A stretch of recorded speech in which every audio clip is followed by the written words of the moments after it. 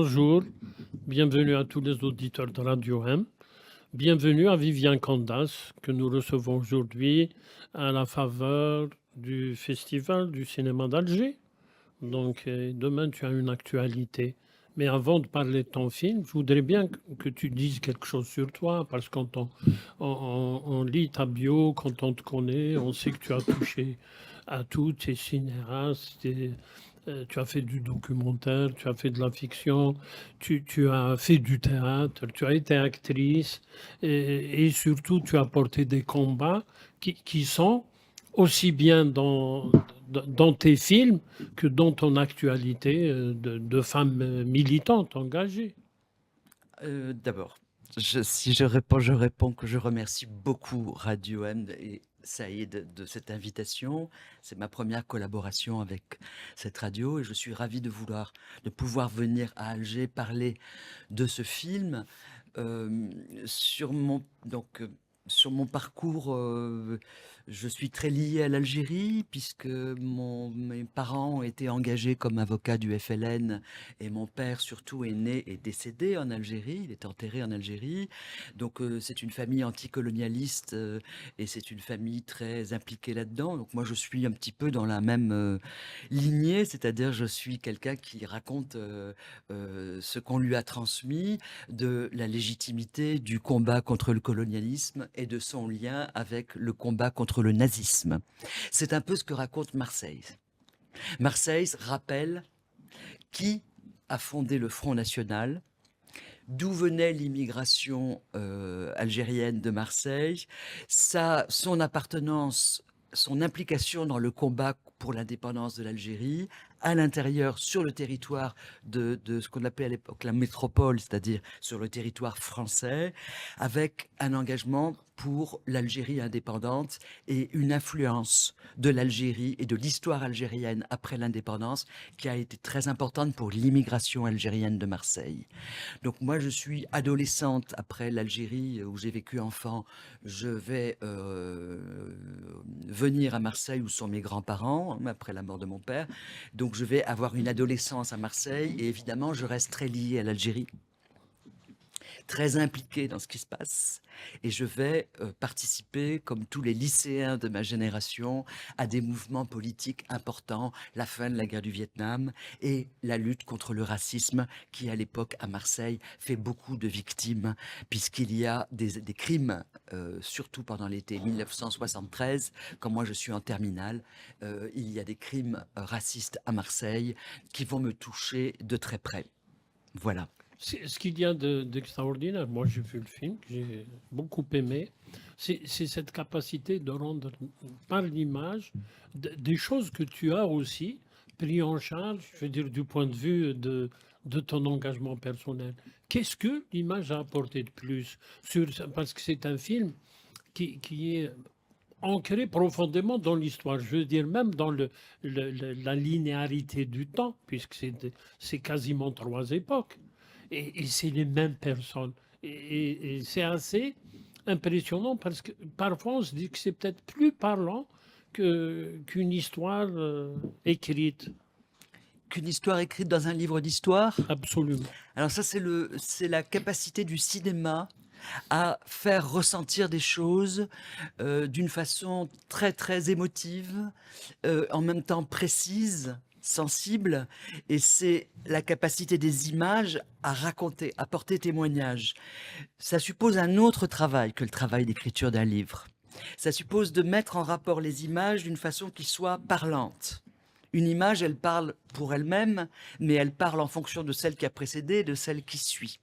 Donc, c'est un travail de mise en relation des événements politiques, des événements historiques. Là, par exemple, le meurtre de plusieurs personnes dans l'attentat du consulat d'Algérie en 1973, le 14 décembre 1973.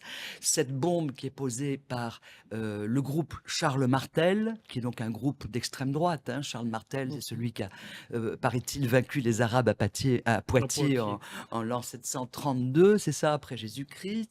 Donc, c'est une revendication de la résistance française à l'invasion musulmane. On voit bien que ça rappelle évidemment ce qui va se passer des décennies plus tard avec Zemmour, le grand remplacement, cette théorie, etc. On est déjà en 1973 dans le post-colonial, l'indépendance de l'Algérie, et le Front National qui s'est constitué est absolument, qui vient de se constituer, est absolument fait à partir de l'OS, à partir de membres de la Waffen-SS, donc qui ont été pro-nazis, et le film établit ce lien entre la lutte contre le nazisme et la lutte contre le racisme et la lutte contre le colonialisme et la lutte contre le racisme qui découle évidemment des deux premiers. Ce lien-là, il n'a pas été fait vraiment en France. On a tendance à vouloir séparer les problèmes alors qu'ils sont parfaitement articulés. C'est ce que le film essaye de faire. Il le fait à travers. Ce qui est aussi également impressionnant, c'est que nous avons des hommes et des femmes qui racontent cette histoire. Et parfois, on sent les évolutions des uns et des autres. Je pense par exemple au journaliste parisien que tu invites 30 ans avant, quasiment. En 1986. En 86, et puis qui est tout autre après. Et tous ces gens, les enfants de ton amie Fatima algérienne, les enfants ou du bistrotier Pied Noir, on sent l'évolution des personnes à travers le temps. Ça aussi, c'est également quelque chose que la magie du cinéma, le tien en l'occurrence, a permis de saisir.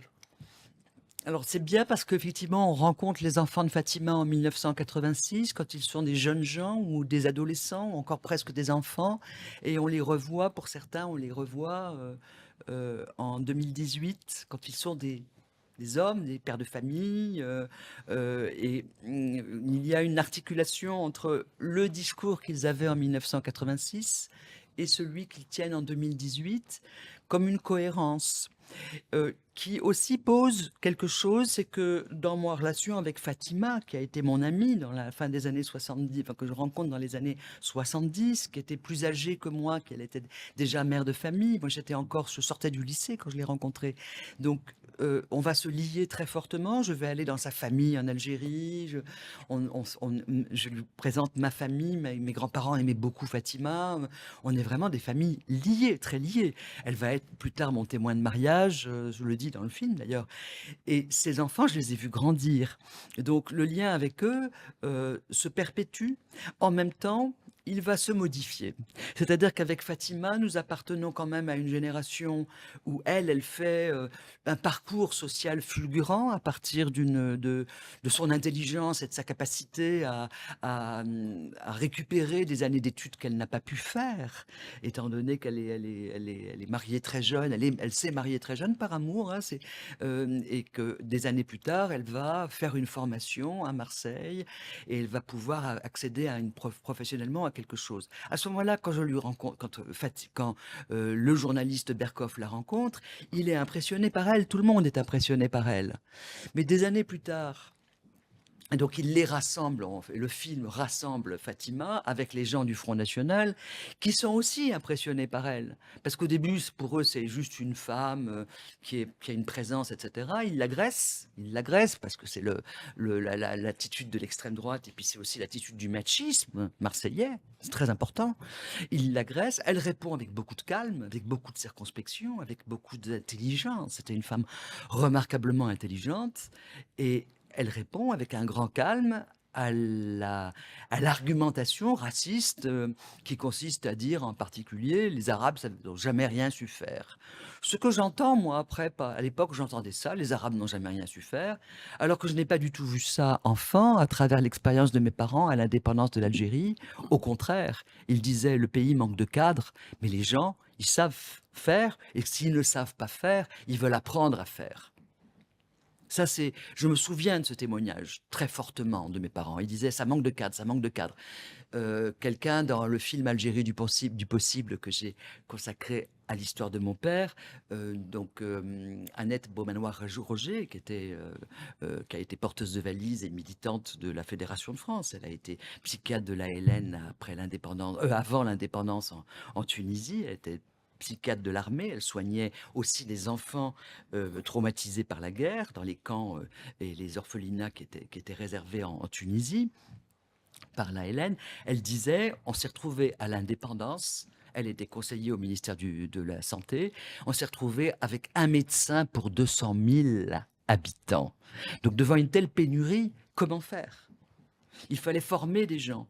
Mais moi, le témoignage que j'ai, c'est pour ça que je déteste le discours actuel de gens qui disent les Algériens ne savent pas travailler. Et même des Algériens qui vous le disent. Tu sais, les Algériens, ils ne travaillent pas. Hein. Je déteste ce discours-là parce que ce n'est pas vrai. Les gens sont parfaitement capables de travailler. Simplement, il faut les respecter. Et en particulier dans le cinéma. Quand on fait du cinéma libre quand on respecte les gens avec qui on travaille. On ne fait pas un cinéma de contraintes.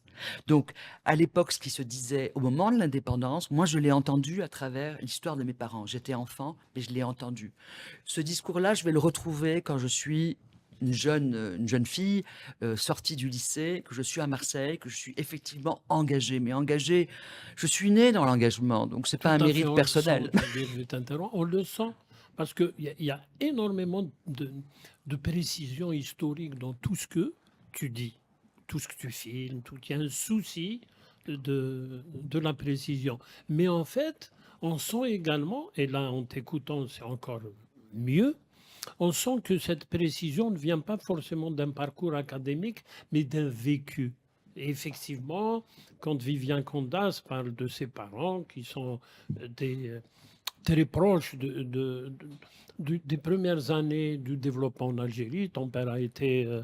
Yves Mathieu, maître Yves oui, Mathieu. maître Yves Mathieu, Les rédacteurs des décrets de mars sur les biens vacants. absolument, qui sont Et sur des textes l'autogestion. politiques fondateurs de cette volonté, justement, de réparer tous les dégâts que le colonialisme avait causés, je veux dire, sur l'agriculture, sur les hommes, sur la santé, sur les transports, sur le développement en général. Il y avait une énorme volonté politique, un engagement politique qui effectivement, on sent chez toi qu'il a été partagé au biberon. Ça a été Oui. biberonné Oui. à ça et c'est pas forcément le parcours académique. Et donc, dans le cinéma, de ton cinéma, il y a cette cohabitation entre une précision historique, un engagement, un vécu et aussi une volonté d'expliquer. Marseille s'explique dans ton film. Je veux dire qu'il y a, par exemple, la carte politique de la ville, l'impact du Front National sur ça. C'est assez évident. Et des relations qui sont faites par le film, parce que le cinéma se prête très très bien à faire des rapprochements entre les événements et à montrer leur articulation, on dirait dialectique historique, si on parlait en termes marxistes. Mais par exemple, je reprends l'attentat du consulat d'Algérie en 1973, le 14 décembre 1973, va bouleverser la communauté algérienne de Marseille. On commence à parler du retour en Algérie. Boumedienne appelle les ressortissants à revenir en Algérie. L'ambassadeur d'Algérie en France, qui est à l'époque Monsieur Mohamed Bedjaoui, accuse le maire de Marseille, Gaston Defferre, de complicité, afin de protéger les tueurs de ceux qui ont posé l'attentat. Or, il y aura une enquête policière plutôt bien menée, mais elle aboutira en justice à un non-lieu.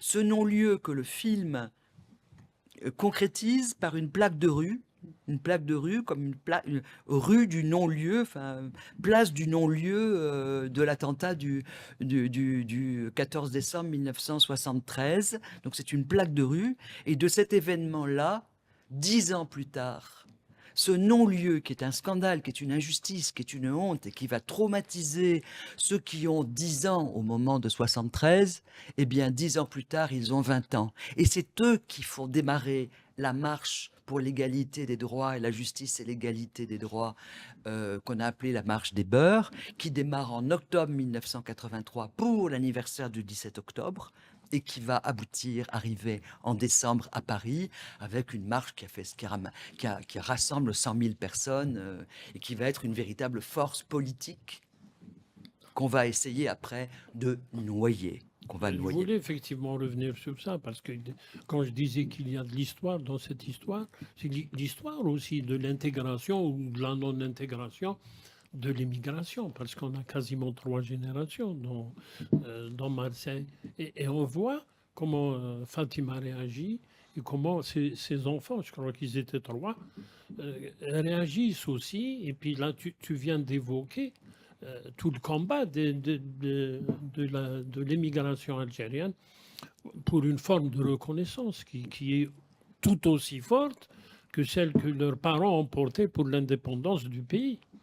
Exactement, c'est aussi fort et ça, il y a quand même une politisation extraordinaire disons, des communautés algériennes partout. Hein, dès on croise des Algériens, on les entend parler de politique. C'est quand même, quoi qu'on en dise, on dit toujours les jeunes générations algériennes sont dépolitisées, mais c'est pas vrai. Elles sont toujours très passionnées par la question politique. C'est une chose qui habite profondément, je trouve, les Algériennes et les Algériens, que l'engagement dans l'expérience politique. C'est-à-dire qu'il y a toujours, les Algériennes et les Algériens sont toujours prêts à se propulser dans l'expérience politique. C'est une chose que j'avais dite dans Algérie du possible à la fin du film, et je le pense aujourd'hui plus que jamais. Comment elle s'exprimerait? Je ne sais pas, au hasard, l'engagement pour la libération de la Palestine, ou même ce patriotisme qui s'exprime à tout bout de champ, est-ce que ça serait partie liée avec cette recherche du politique, comme tu le dis? Alors, la question, c'est un petit peu différent. La question du soutien à la Palestine est une question. D'abord, il y a un soutien officiel du pouvoir algérien à la Palestine depuis très longtemps. Et il y a une identification très nette des Algériennes et Algériens, que ce soit en Algérie et que ce soit encore plus peut-être en France, Tout parce à qu'il y a fait. une politisation très nette. Moi, j'ai vu au moment des bombardements de Gaza, sur Gaza, l'été 1973, 1900, pardon, 2014. C'est Mhm, 2014, mhm. c'est ça? J'ai été personnellement très choqué. Je suis une femme d'image. Je vois à la télévision française que le journal télévisé français, je ne sais plus sur quelle chaîne, je préfère ne pas me souvenir de quelle chaîne c'était, je vois le ministre de l'Intérieur qui va serrer la paluche, qui va serrer la main de familles de gens israéliens qui se sont installés sur les hauteurs au-dessus de Gaza pour assister en pique-niquant, à des tables pique-nique en famille, en mangeant les sandwichs. Ils vont assister au bombardement sur Gaza. Ils vont assister au bombardement sur Gaza comme à un spectacle. Et on vous montre ça à la télévision française. Et ça, pour moi, c'est un choc. En tant que femme d'image, je ne peux pas tolérer ça. Je ne peux pas tolérer qu'on me fasse avaler ce spectacle-là comme un spectacle. On est en train de bombarder des gens. Ça n'est pas un spectacle. Et on n'a pas à montrer le ministre de l'Intérieur israélien qui va serrer la main aux gens qui s'installent là comme si c'était un show. C'est-à-dire c'est les jeux de cirque où on donnait les premiers chrétiens, où les Romains donnaient les chrétiens à manger aux fauves, et où les Romains venaient sur les estrades, enfin sur les gradins, pardon, assister et applaudir. C'est un spectacle d'une cruauté, enfin, ça n'est pas admissible pour moi. Donc je vais à la première manifestation de soutien aux Palestiniens à Paris. Je me retrouve après dans des manifestations qui vont être interdites et j'ai vu tout le jeu qui consiste. Au début, il n'y avait que des jeunes, il y avait vraiment les gens. Cette jeunesse des Algériennes et Algériens d'Algérie qui est très motivée, qui se sent motivée parce qu'elle hérite ce sentiment que les Algériens ont été exclus de leur territoire, ont été spoliés de leur territoire. Vous le savez, vous avez tous des familles à qui on a pris les terrains. Je suis en train de lire, je ne l'ai pas emmené avec moi en Algérie, mais je lisais il y a encore 2 jours à Paris, un livre de Maupassant, Guy de Maupassant, fait en 1870, un voyage pendant l'été en Algérie, dont il va retranscrire, il va en faire un feuilleton journalistique, comme ça se faisait à l'époque dans un journal dont j'ai oublié le titre français, mais ça serait formidable de lire ça, tiens, à la radio. Il raconte comment, en Kabylie, alors que le gouvernement français a un budget de 5 millions de, je ne sais plus, de francs pour faire, pour cultiver les terres, ce que préfère faire le gouvernement français en Algérie, c'est annexer, confisquer les terres des Algériens. En Kabylie ou ailleurs, ils font ça sur tout le territoire. Donc c'est une politique. Il leur dit, espèce de, vous êtes idiots, pourquoi est-ce que vous ne cultivez pas tout de suite les terres qui n'ont jamais été cultivées, puisque vous en avez les moyens pour apporter l'eau, pour monter l'eau. Au lieu de ça, tout ce qui vous intéresse, c'est de confisquer les terres qui sont cultivées depuis des siècles par les Algériens. Forcément, un jour, ça explosera. Donc ça, les Algériens et Algériennes sont identifiés aux Palestiniens et les Palestiniens à qui on a pris les terres. Et justement, sur ça, je voudrais comprendre quels sont les chaînons que tu assembles dans Marseille ou dans les films que tu as fait ou que tu as envie de faire. Il y a cet intérêt à dénoncer le système colonial. Dans son essence, même dans l'intérêt que tu portes, aux théories postcoloniales de nos jours actuels.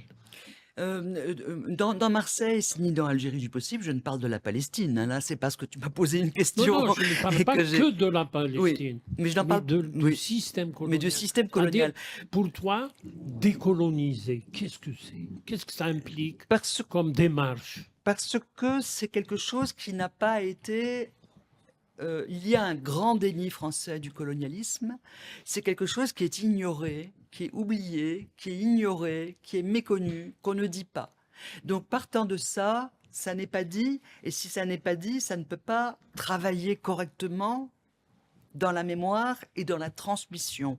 Donc je fais partie des gens qui pensent qu'ils ont encore un travail avant de mourir de transmission d'une certaine conscience, qui est une conscience anticolonialiste, et qu'il faut transmettre ça prioritairement aux Français, évidemment, parce que c'est eux qui sont les plus en retard. Parce que les Algériens, les jeunes Algériens et Algériennes, ils sont au courant de 2 ou 3 choses. Voilà. Et le cinéma, là-dessus, est à la fois un outil formidable et un outil très difficile, parce que vous allez à 24 images secondes. Je vous donne un exemple. Quand j'ai fait la première écriture du premier commentaire de Marseille, je l'ai fait écouter. Donc, on a posé une première fois une voix avec un commentaire, et je l'ai fait écouter à toute une catégorie de gens, tout un panel de gens qui pouvaient me donner leur avis. Et je vais en particulier montrer une jeune fille de 25 ans qui avait fait sciences politiques, qui était en 3e année de sciences politiques. Et je lui dis, dites-moi ce que vous pensez. Elle me dit, c'est très intéressant, mais il y a des choses que je ne comprends pas. Qui est Marcel Bijard? Alors, pour moi, c'est une évidence, Marcel Bijard. Et je me rends compte que pour une jeune fille de 25 ans en France aujourd'hui, même en 3e année de sciences politiques, elle ne sait pas qui est Bijard. Donc moi, je dois expliquer qui est Bijard en moins de 10 secondes. Le cinéma, ça va à 24 images secondes. Eh bien, je vous assure que c'est pas facile d'expliquer qui est Bijard en 10 secondes. Donc il faut être extrêmement concentré. Et une des thèses que porte Marseille, c'est le lien entre le nazisme et le colonialisme. C'est-à-dire que le colonialisme a préfiguré le nazisme. Et que les comportements des colons, par exemple, dans la répression de Sétif, Guelma, Kerata, toute la région où il y a eu tous ces dizaines de milliers de morts en 1945, à partir du 8 mai 1945, ça n'est pas le fait de l'armée française, c'est le fait des colons français. Et qu'ils vont s'identifier à ce qu'ils étaient, c'est-à-dire c'était des pétainistes, ils étaient pour l'occupation allemande, ils étaient pour l'occupation allemande de de la France. Et donc, ils étaient, pour cette collaboration, on a à l'époque une sorte de consensus pour dire c'était un bon système, jusqu'à ce que De Gaulle débarque en 1942. Ils étaient tous pétainistes, les Pieds Noirs, presque tous pétainistes. La résistance était toute petite. Ces gens-là, quand ils vont voir les Algériens se révolter, parce que les Algériens se sont battus, ont envoyé des hommes, ont eu des pertes, ont perdu des gens pour la défense, pour la libération du sud de l'Europe. C'est l'armée d'Afrique qui a libéré le sud de l'Europe. Ils voient qu'il y a ce retour au pays, et au retour au pays, on n'a toujours pas le droit de vote, on n'a toujours pas les droits citoyens, on n'est toujours pas considérés comme des citoyens à part entière. À ce moment-là, il y a une révolte. Mais les Français, pieds noirs, je ne sais plus comment les appeler, les colons, ne vont pas le supporter. Et ça, il faut dire que c'est les colons qui ont formé ces milices et qui ont exterminé avec des méthodes qui ressemblaient beaucoup aux méthodes nazies. C'est-à-dire tuer des familles entières, mettre les gens dans les fours à chaud, comme à Guelma. Oui, est-ce que demain tu projettes le film à Alger? Euh, comment tu sens, tu préjuges de la réception? Et deuxième chose sur laquelle j'ai envie de finir, c'est il y a un intérêt partagé entre la France et l'Algérie à rediscuter de cette question de l'histoire. Est-ce que tu sens un appui, un accompagnement possible, un accompagnement, un appui d'un côté ou de l'autre de, de la Méditerranée Alors, pour faire évoluer ces choses-là? très nettement, c'est-à-dire qu'il y a très nettement l'accueil d'un film comme celui-là en Algérie et en France ne peut absolument pas être le même. En France, il y a quelques personnes qui l'ont trouvé très très bien. Il va finalement être diffusé sur TV5 Monde en 2023, mais je n'ai pas trouvé les moyens de le faire coproduire par une chaîne de télévision avant que le film soit complètement terminé. Bon, et je l'ai montré quand même, et la réception, elle est étonnée. Parce que les gens ne sont pas n'ont pas le réflexe que les Algériens et les Algériennes ont d'une histoire qui a quand même été transmise de génération en génération sur comment on a résisté et qu'est-ce qui s'est passé. Même s'il y a beaucoup de choses qui sont peut-être confuses, qui sont peut-être pas assez dites, il y a quand même une transmission en Algérie. Donc le film est mieux reçu par les Algériens et les Algériennes. C'est pour ça qu'il y a le soutien de l'ambassade d'Algérie qui m'aide financièrement. Et c'est pour ça qu'il y a une chaîne qui est la chaîne Mémoire, la chaîne Histoire algérienne, qui va diffuser le film avant TV5 Monde. C'est-à-dire qu'il y a un intérêt pour ça. À la limite, moi je suis un petit peu dans la position d'une Française qui est française en Algérie, mais qui fait un travail où elle est perçue comme algérienne en France et comme une drôle de Française en Algérie, pas comme une Française classique non plus. Voilà. C'est assez spécial, mais c'est exaltant aussi, puisque tu as d'autres projets. Je voudrais que tu me dises un petit mot sur tes projets ici. Alors les projets, c'est d'avoir été... le projet est un projet de fiction, parce que là je vais un petit peu arrêter avec les documentaires, étant donné que c'est quand même très très très difficile à faire. Ça demande beaucoup de travail et que les moyens ne sont pas donnés. Et que là je suis... fatigué avec ça, et j'ai eu il y a 4 ans un financement du fonds donc algérien, du ministère de la Culture, l'OFDATIC, du ministère de la Culture algérien, pour adapter au cinéma, pour tourner en Algérie, entièrement en Algérie, un film qui est une adaptation, dont le scénario est une adaptation écrite avec Jean-Claude Carrière, d'un conte des Mille et une nuits. Nous en avons plusieurs, il y a toute une collection de contes adaptés des Mille et une nuits, et celui-là est le premier, et donc le pilote, à voir si on pourra tourner à partir de celui-là avec des moyens qui sont des moyens. C'est pas un film à gros budget, c'est des moyens très conceptuels. L'idée, c'est d'utiliser ce qui est. C'est pas un film en costume, il mélange les époques. Je peux complètement mélanger les époques. Ce qui m'intéresse, c'est le télescopage algérien. Avec des paysages magnifiques, des gens qui ont des comédiens formés, des comédiennes et comédiens qui ont un réel talent, et des formes qui sont un mélange justement de modernité et de choses très anciennes qui sont très intéressantes visuellement et qui l'ont toujours été. Parce que justement, je reviens Maupassant, il parle il dit on voit surgir des ruines romaines et on voit passer les voitures à moteur. Enfin, il parle de ce mélange qui est proprement algérien et qui est toujours ce télescopage de modernité et de choses antiques, pour ne pas dire archaïques. Et ça, au cinéma, c'est très intéressant. Eh ben, on est impatient de voir ça. Merci Viviane. Merci à tous les auditeurs et à tous Merci. ceux qui nous regardent à Radio 1. Merci beaucoup. Merci beaucoup pour cet accueil, Saïd. Vraiment, j'ai été très intéressée et j'espère revenir à répondre à une autre invitation de Radio M pour tout ce que nous pouvons échanger. C'est ouvert et tout est possible. Merci à toi. L'invitation est déjà lancée. On en parlera la prochaine fois. fois. Allez, Merci au revoir. beaucoup. Au revoir. Merci.